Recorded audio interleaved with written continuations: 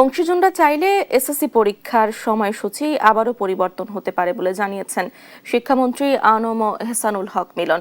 দুপুরে সচিবালয়ে প্রধানমন্ত্রীর সঙ্গে বৈঠক শেষে এ কথা জানান তিনি।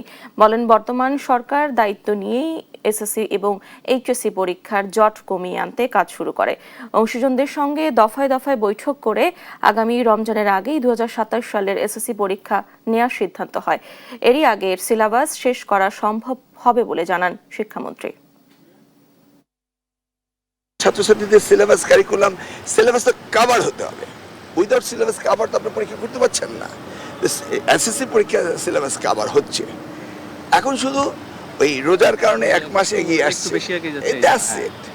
এখন স্টেক হোল্ডাররা যা মনে করে, তারা একদিন মনে করেছে যে রোজার আগেই হোক, সেজন্য আমরা একটা সিদ্ধান্ত নিয়ে রুটিনও তৈরি করেছি। আবার এখন আলোচনা শুনছি।